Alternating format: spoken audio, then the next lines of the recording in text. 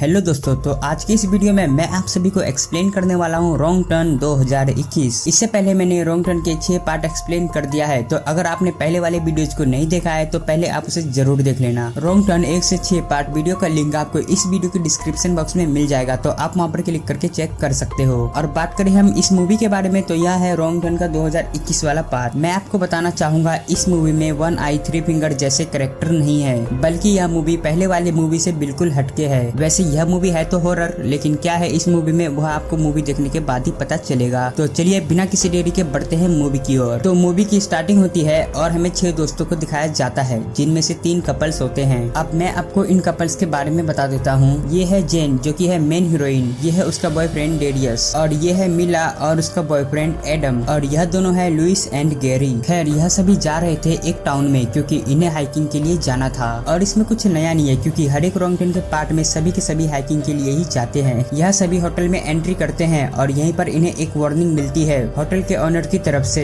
वह कहती है कि हाइक पे मार्क रेल से अलग मत जाना। मतलब कि आप समझ ही गए होंगे कि अब यह सभी पक्का जाएंगे। उसके बाद यह सभी जाते हैं एक होटल में, और यहाँ पर वह सभी थोड़ा बहुत ड्रिंक करते हैं, एंजॉय करते हैं, और फिर सीन यहीं पर कट हो जाता है। उसके बाद हमें अगले दिन का सीन दिखाया जाता है, जहाँ पर जेन मिलती है एक दुकानदार से, और इस लड़की का नाम होता है एडिट, और यहाँ पर इसकी एक बेटी भी होती है जिसका नाम होता है रूठी। और इनका क्या क्या काम है इस मूवी में वह आपको आगे पता चलेगा। उसके बाद यह सभी दोस्त जाते हैं हाइकिंग में। यहाँ पर यह सभी घूमते हैं, एंजॉय करते हैं, और उसके बाद यह सभी वही करते हैं जो इन्हें करने से मना किया था। यहाँ पर इनमें से कुछ दोस्त उसे मना भी करते हैं, लेकिन यह सभी बात नहीं मानते और यह जबरदस्ती अंदर की ओर चले ही जाते हैं। और इसके थोड़ी देर के बाद ही यह सभी रास्ता भटक जाते हैं। लेकिन तभी यहाँ पर वह लोग देखते हैं कि एक पेड़ उनकी तरफ आ रहा है, जिसके बाद यह सभी अपनी जान बचाते हुए यहाँ से भागते हैं। और भागते हुए यह सभी एक फुटबॉल की तरह इधर उधर बिखर जाते हैं। और जब बाद में यह रुकते हैं तो यह सभी देखते हैं कि इन्हें काफी ज्यादा चोटें आ गई है। लेकिन तभी यह सभी यहाँ पर देखते हैं कि इनका एक दोस्त जो कि गैरी है, वह उसी पेड़ से दबके काफी गंदे तरीके से मारा गया। और यह देख करके यह सभी दोस्त काफी ज्यादा सैड हो जाते हैं और यहाँ पे बैठ के रोना धोना करते हैं। खैर अब इन्हें यहाँ से आगे भी निकलना था, तो यह सभी रास्ता खोजने के लिए आगे बढ़ते हैं। और चलते चलते काफी ज्यादा रात हो जाती है और बारिश भी स्टार्ट हो गई थी, तो इसीलिए यह सभी एक जगह पे कैंप लगा के सो जाते हैं। लेकिन तभी रात में जेनी का नींद टूटता है। वह यहाँ पर देखती है कि रात में उनके कैंप के बाहर में कोई है, लेकिन जेनी यहाँ पे कुछ भी नहीं करती।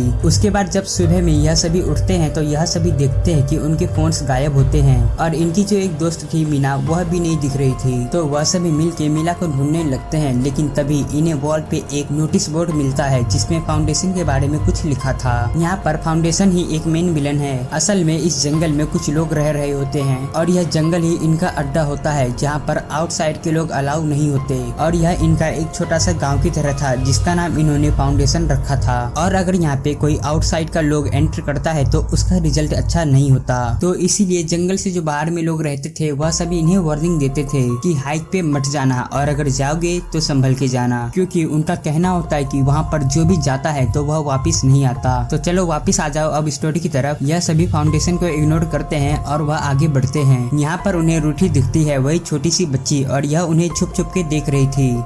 और यहाँ पे उस लड़की के अलावा और भी लोग थे जो उन्हें छुप छुप के देख रहे थे। उसके बाद यह सभी इसे भी इग्नोर करते हैं और आगे की ओर बढ़ते हैं। लेकिन आगे में इन्हें मिलते हैं कुछ ऐसे जाल जो इन्हें काफी ज्यादा नुकसान पहुंचाते हैं। और यह सभी जितने भी जाल बिछाए गए थे यह सभी फाउंडेशन के लोगों ने बिछाया था। और इन्हीं में से एक जाल में एडम फंस जाता है और वह एक गड्ढे में जाके गिरता है। तो यहाँ पर यह सभी तो अकेले कुछ कर नहीं सकते थे, तो इसीलिए यह सभी हेल्प मांगने के लिए निकल जाते हैं। और आगे चलते चलते इन्हें एक जगह मिलती है जहाँ पर इन्हें बहुत सारे फोन दिखते हैं, और इसके साथ साथ यहाँ पे बहुत सारे औजारें भी होती है। लेकिन तभी इन्हें यहाँ पर 2 लोग दिखते हैं, और यह दोनों एडम को अपने साथ में बांध के लेके जा रहे थे। तो इसीलिए यह तीनों दोस्त मिलके अपने दोस्त एडम को बचाने के लिए उनके सामने जाते हैं। और यहाँ पे इन्हें लग रहा था कि इन्होंने एडम को मार दिया है, लेकिन ऐसा नहीं था, एडम अभी जिंदा था। और इन तीनों दोस्तों में से एक दोस्त इतने ज्यादा गुस्से में था कि वह उन 2 लोगों में से एक लोग को वहीं पर मार देता है। मतलब कि काफी ज्यादा बुरे तरीके से मारता है। इसको यहाँ पे पे लग रहा था कि इन दोनों ने मिलकर इसकी गर्लफ्रेंड मीला को मार डाला। और यहाँ पे जो इसका दूसरा बंदा था जो कि एक मास्क पहना हुआ था वह यहाँ से भाग जाता है। लेकिन तभी वहाँ पर मीला वापस आती है और यह यहाँ पर बताती है कि मुझे किसी ने किडनैप नहीं किया था, बस मैं हल्की होने गई थी, मतलब यार बाथरूम में गई थी बताओ। और अब यहाँ पे इन लोगों ने एक ऐसे आदमी को मार दिया था जो कि बिल्कुल मासूम था और यही होती है इन लोगों की सबसे बड़ी गलती। उसके बाद अब फाउंडेशन के लोग भी चुप कहाँ बैठने वाले थे, वह लोग भी एक एक करके सबको किडनैप करना शुरू कर देते हैं। सबसे पहले वह लुइस को किडनैप करते हैं, जिसके बाद इन सभी को काफी ज्यादा टेंशन होना स्टार्ट हो गया था और यह सब अब इधर उधर भागना शुरू कर दिए। और इसी बीच मीना एक ट्रैप में गिर जाती है और यहाँ पे जो उसका बॉयफ्रेंड था वह उसे वहीं पर छोड़ देता है और वह अकेले ही भाग जाता है। और इसी वजह से यहाँ पर मीला बहुत बुरी मौत मरती है। लेकिन वो कहते हैं ना, बुरे काम का बुरा नतीजा, बाद में उसके बॉयफ्रेंड को भी डर लिया जाता है और उसे भी वह लोग और साथ में वह दूसरे कपल जेन और डेरियल को भी फाउंडेशन के लोग पकड़ लेते हैं। उसके बाद सीन यहीं पर कट होता है और हमें दूसरे सीन में जेन के डैड को दिखाया जाता है, क्योंकि जेन के फादर उसे कई बार कॉल कर रहे थे लेकिन जेन यहाँ पे उसका कॉल नहीं पिक कर रही थी। वहीं दूसरी तरफ हमें जेन को दिखाया जाता है, उसको और उसके दोस्तों को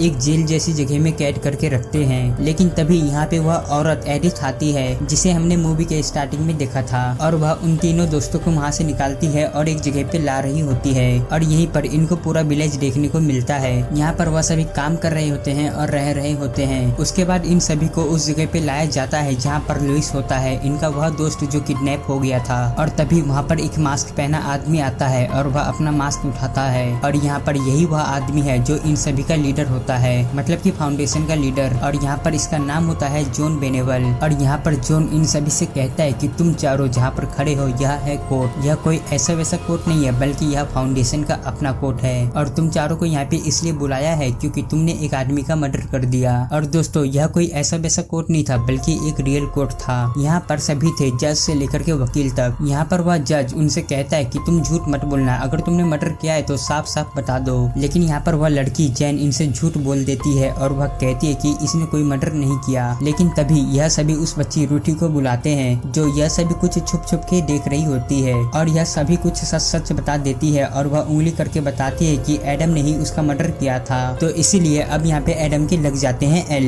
और अब आती है यहाँ पे सजा की बारी। तो इसीलिए जॉन यहाँ पे एडम को उसी तरीके से मारता है जैसे एडम ने उस आदमी को मारा था, काफी ज्यादा बुरे तरीके से। और यहाँ पे एडम के साथ साथ इन तीनों ने भी झूठ बोला था, तो इसीलिए अब इन तीनों को भी सजा मिलने वाला था। यहाँ पर वह लुइस की दोनों आंखें को जला के अंधेरे जगह पे डाल देता है और सेम टू सेम जेन और डेडी के साथ में भी यही होने वाला था। लेकिन तभी जेन यहाँ पे अपना दिमाग का यूज करती है। यह इन सभी से कहती है कि डेरियस एक आर्किटेक्ट है, तो यह विलेज के लिए काफी ज्यादा फायदेमंद हो सकता है, यह आपके गांव का डिजाइन तय कर सकता है। तो इसीलिए यह यहाँ पे जॉन से कहती है कि आप इसकी स्किल को वेस्ट मत जाने दो, इसके स्किल्स का यूज करो। तो इसीलिए यहाँ पे जेन उसकी बात को मान जाता है। लेकिन यहाँ पे जेन फंस जाती है क्योंकि जेन के पास में यहाँ पे कोई भी स्किल नहीं था। तो अब यह यहाँ पर क्या करती, तो इसीलिए यह अपने आप को ही बेच देती है अपनी जान को बचाने के लिए। यह यहाँ पर कहती है कि मैं बिल्कुल फिट हूँ और हेल्दी हूँ, तो मैं आपके फाउंडेशन की जनरेशन को आगे बढ़ा सकती हूँ। और यहाँ पर वह जज जिसका नाम जॉन था वह जेन को अपनी वाइफ बना लेता है और इसके साथ में फिजिकली रिलेशनशिप भी स्टार्ट कर देता है। और डेरियस को भी यहाँ पे फाउंडेशन में जगह मिल चुकी थी, तो इसीलिए यह सभी यहाँ पर अब रहने लगते हैं। और इसके काफी टाइम के बाद, मतलब कि 6 हफ्ते के बाद जेन के डैड आते हैं इस टाउन में अपनी बेटी को ढूंढने के लिए। और इसके डैड काफी लोगों से बेटी के बारे में पूछते हैं लेकिन कोई भी इन्हें कुछ भी नहीं बताता, जबकि सभी लोगों ने उसकी बेटी को देखा था।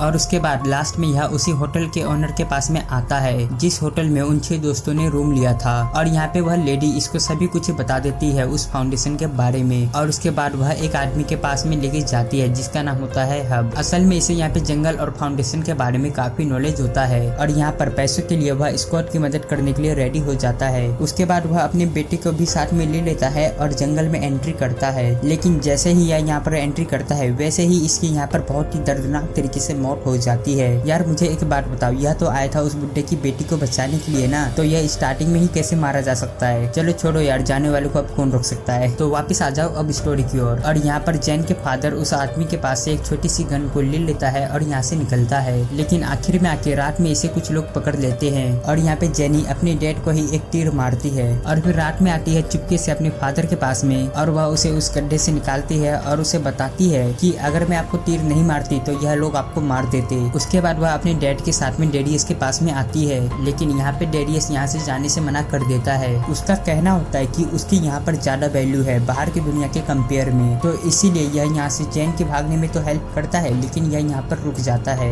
लेकिन यहाँ से बाहर जाने का रास्ता बंद होता है, तो इसीलिए यह रूठी से हेल्प मांगती है। अब क्योंकि यहाँ पे इसे काफी ज्यादा दिन हो गए थे, तो इसीलिए रूठी यहाँ पे इसकी दोस्त बन चुकी थी और रूठी यहाँ पे इसे बाहर जाने का रास्ता बताती है। और यह रास्ता वही अंधेरी गुफा था जहाँ पर जॉन सबकी आंखों को फोड़ के डाल देता था। और यहाँ पर उसे काफी ज्यादा लोग दिखते हैं जिसकी आंखें नहीं थी, और यहाँ से भागते हुए इसे काफी लोगों ने देख लिया था। तो इसीलिए यहाँ पे इन लोगों की काफी लोगों के साथ में फाइट होती है, लेकिन जैन और उसके फादर मिलके इन लोगों को मार देते हैं और यहाँ से निकलते हैं। पर यहाँ पे इन्हें दिखते हैं कुछ और लोग, और यह लोग इन्हीं के साइड में होते हैं। इनका कहना होता है कि फाउंडेशन को लेके काफी ज्यादा सह लिया तो अब दंगल होगा। और जैन और उसके फादर उन लोगों के साथ में मिलके जंगल में आग लगाते हैं और यहाँ से निकल जाते हैं। लेकिन मूवी यहाँ पर अभी खत्म नहीं हुई है। लास्ट में हमें दिखाया जाता है कि जब सब कुछ सही हो गया था, जैन और स्कॉट अपने घर में वापस आ गए थे। लेकिन फिर एक दिन जैन के घर में गेस्ट बन के आता है जॉन, जिसके घर में बैठा हुआ था और उसके साथ में रूठी भी होती है। एक्चुअली में जॉन अपने बच्चे के लिए यहाँ पर आया हुआ होता है, क्योंकि अभी जैन प्रेग्नेंट होती है और उसके पेट में जॉन का बच्चा होता है। और यहाँ पर वह जैन को हंसी खुशी अपने साथ में चलने के लिए कहता है, और बदले में यह उसकी फैमिली के साथ में कुछ भी नहीं करेगा। तो इसीलिए जैन यहाँ पे इसकी डील को एक्सेप्ट कर लेती है और उसके साथ में चलने के लिए रेडी हो जाती है। पर गाड़ी में बैठने के बाद जैन इन सभी को कुत्ते की मौत मारती है, पर वह उस छोटी लड़की को नहीं मारती जिसका नाम रूठी होता है। और इसी के साथ मूवी यहीं पर एंड हो जाती है। तब तक के लिए आप इन दोनों में से किसी भी एक वीडियो पे क्लिक करो और एंजॉय करो। दोस्तों, अगर आपको वीडियो पसंद आया हो तो वीडियो को एक लाइक, और साथ ही ऐसी इंटरेस्टिंग वीडियोस को देखने के लिए हमारे चैनल को सब्सक्राइब जरूर करना। तब तक के लिए bye bye and take care. Thanks for watching and your support.